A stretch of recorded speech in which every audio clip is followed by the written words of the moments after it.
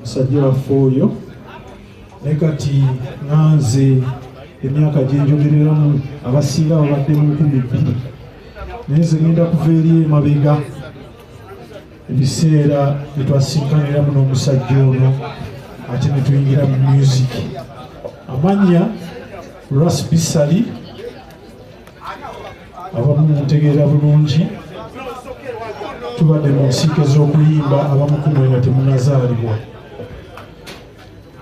Naye lwakuba ennaku zino tubeera nnyo emabega eri gye tukikubira, naye nga tubaddewo okuva mu gy'ekyenda awo nga Messe ali wansi awo.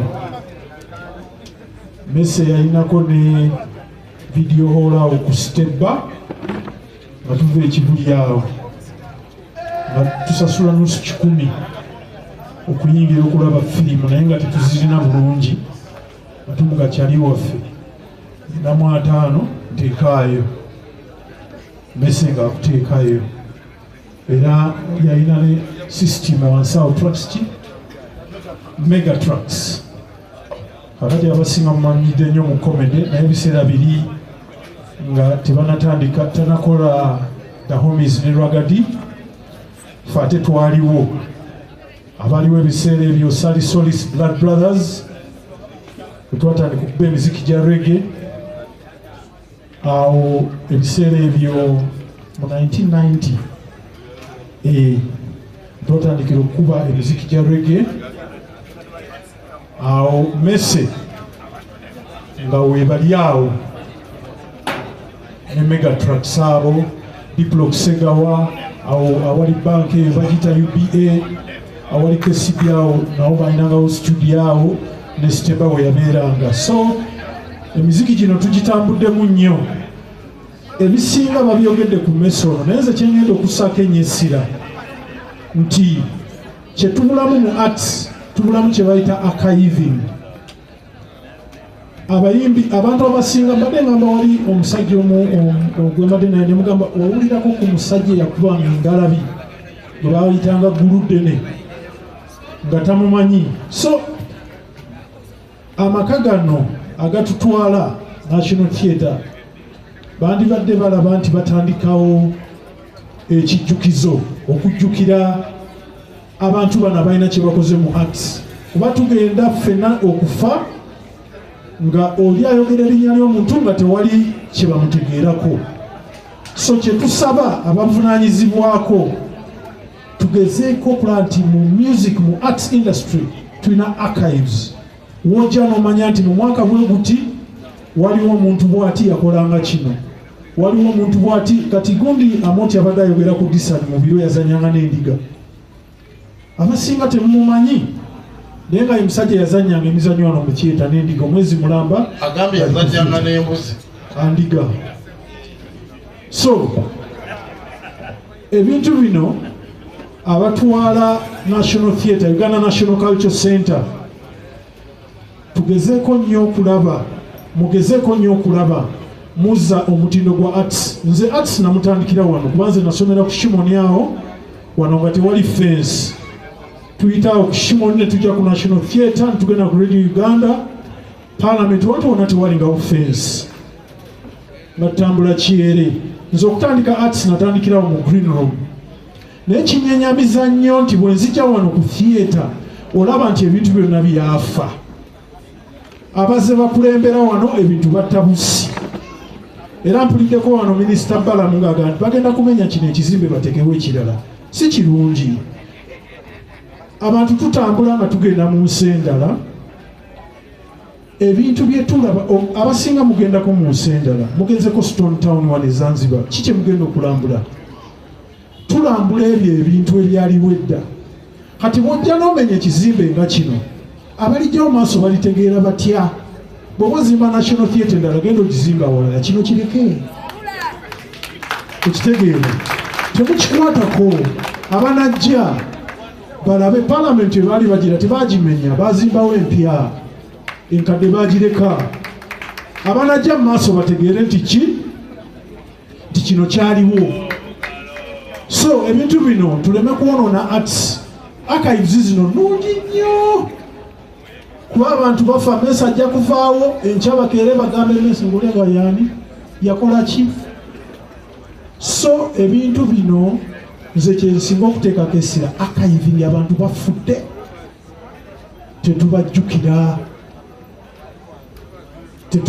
bali mu arts fe abaliwo kati tulina abavubuka abato abakulembera ebintu bino association zempulira balala bamubeera simanyi kulwanira ssente simanyi abalala. Let's do things which are going to help the new coming generations understand what was there before you and the others. So tukitwale ng'ekikulu ebintu bino bikuumibwe national theatre ng'eno tujje nga tumanye omusajja bw'ati yakolanga kino gundi yakolanga kino si kufa oyo nga tumwerabira. Tulekeraawo okumenya ebintu ffe tuba n'amaloboozi gano naye olumu tetulina we tugatuusiza. Kampala eno mugiraba nti abantu bagenda okulambula waliyo kye bayita urban tourism naye mugenda ebintu byonna tubimenye tuli ku bipya. So ne mu arts tusobola okukola museum abantu nga bajja balambula okumanya ki ekyaliwo emyaka emirala kuba basinga ne bwe mbabuuza ekyaliwo wano mu 1980 temusobola kutegeera okujjako okubaga nti oyo yali Jimmy Katumba ng'ayimba oluyimba bw'ati naye tumanyi bimukwatako tomanyi what contribution gye yateeka mu industry eno. So tukakatako nnyo abakyali abalamu. Dr. Bosa Mulabi waali awo, Kwezi Kaganda waali. Abantu bano tubafune balina history mungi gwe basobola okunyumiza then gwe n'owandiika. Naye abantu abasinga bannamawulire kati babeera mu bintu bya mboozi, kulwana, kulogootana. So abantu bano tugenda muyinza okuba munda bano Ras B saline nina ettafaali ddene nnyo lyentadde ku industry eno. Abamanyi bamanyi bye mbadde nkola, nyinza okuba mbeera mu background naye ntaddeko ettafaali ddene nnyo ku industry eno, abasinga mumanyi. So mutusange ng'obudde tukyalina amagumba, tukyali balamu, tukyalina obulamu, tujja banyonyola ebibaddewo. Kubanze ngenda ne ngamba abantu nze nasomera ku saa ya Queen naye abantu tebakikkiriza. Walingawo nursery nga bagiyita Tower Nursery School. That was my nursery school. Nenvaawo ne ngenda Ekibuli ne nzija ku Shimon. Mukitegeera naye oyinza okunyonyola omuntu n'ombulira ekyali awo nga tayinza kitegeera. But I've been here. I've seen this National Theatre transform since the 70s. I'm not a young man. Okitegeera naye tugezeeko abakulembeze bagala mukulu Kenzo waali mbakubiriza ekintu ekyo mukiteeke nnyo tu archive. Munansonyiwa nandaze nnyo mukulu Jenkins ono akayimba keke yasooka. In fact bali bamumye stage zinasooka okuga nti oyo musajja wange temukuba bali bamukubanya ekikono nyo naye kama bagala oyimbe ekikono kyali bawe ennaku ezo zirasinkana Messi bali kyali baana bato kuba nalina emyaka 14 ng'akola ku steba nga nsula ku nnyumba zemulaba emabega wano wetwali tusula.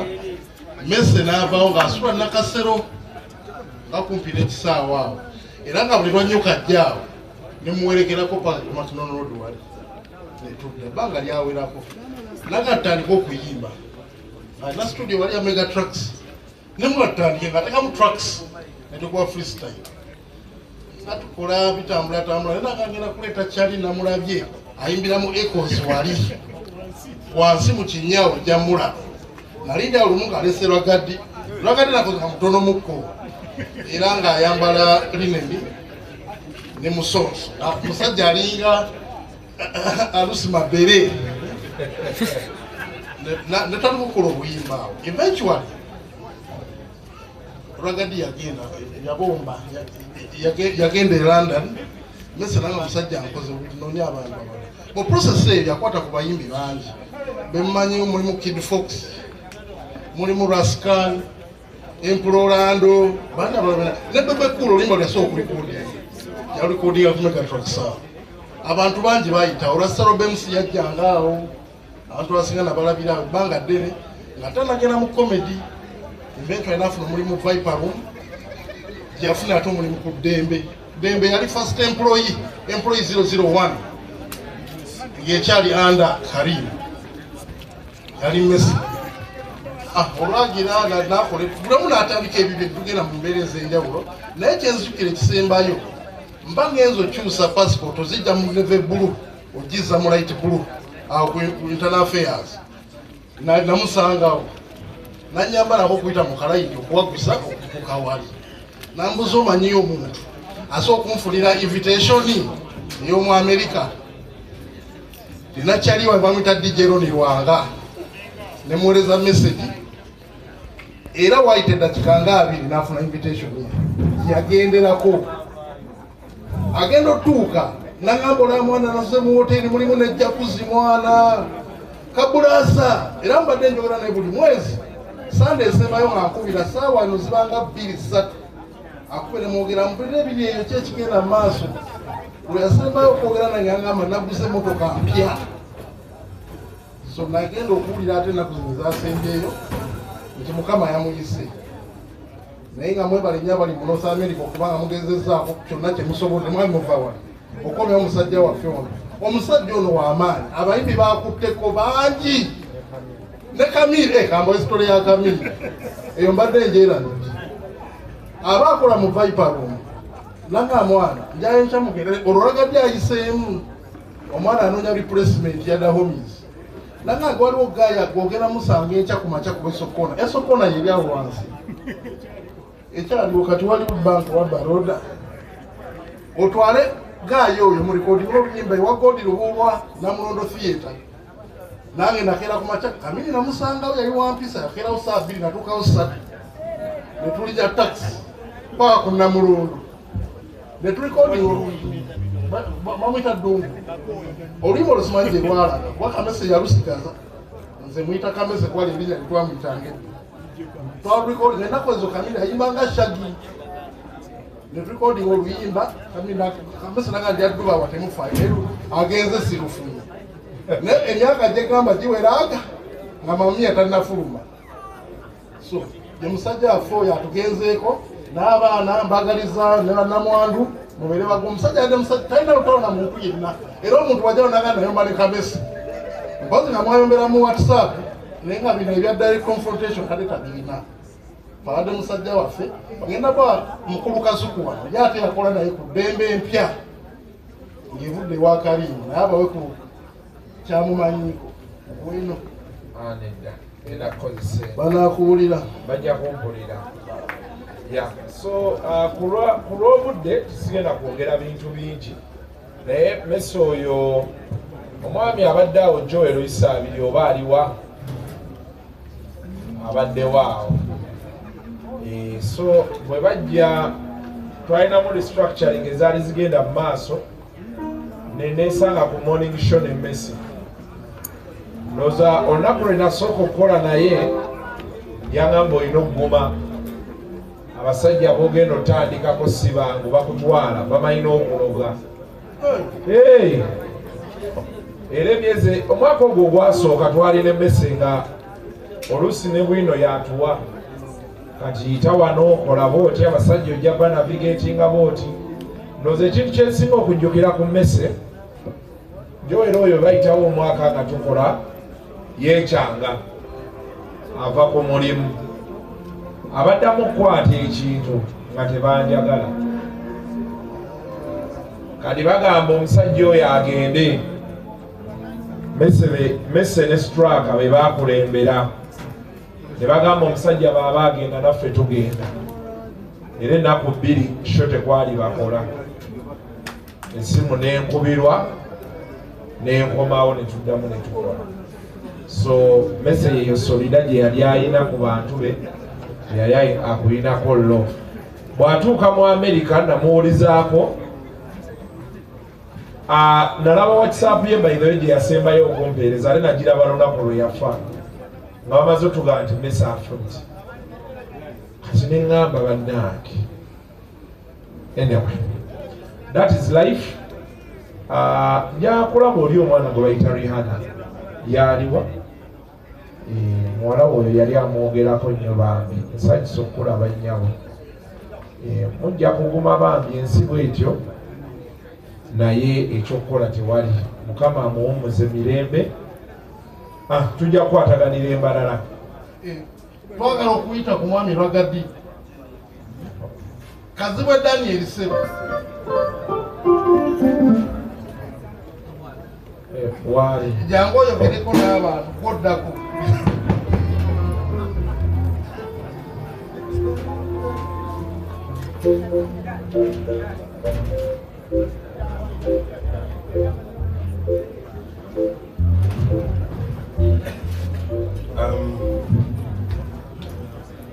Wentandika wawanvu naye badde nsaba busabe njagala kwogera kigambo ti all protocol observed wale tulina abakulu mu biti bingi ne this celebration ey'olwaleero eya muganda wange Messi badde njagala nnyo at least mpulire ekigambo ku baana baffe okusooka nga sinayogera kigambo kyo kuba abaana bano abantu bonna bajja kwogera emboozi zikwatako Messi. Abaana bano balina kye balina okugamba abantu abali wano.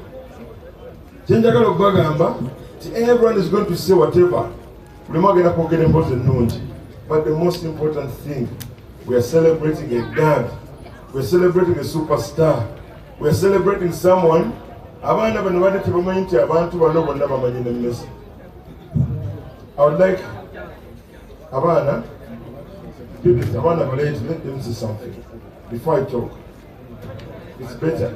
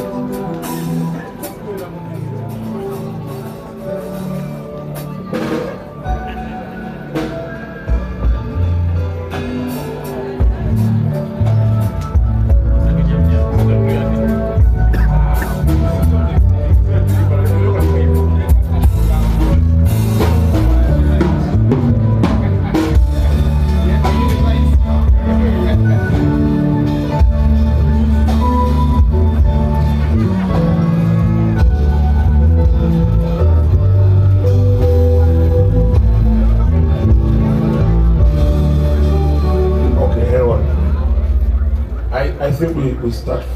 Or you want to talk? Okay.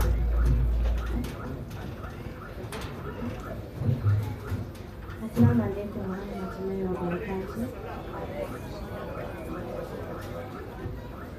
Good evening, ladies and gentlemen. My name is Rihanna Shamendo, daughter to Imperial Nicholas Abdukari. Firstly, I would love to thank the group that were in US who helped organize my father back here.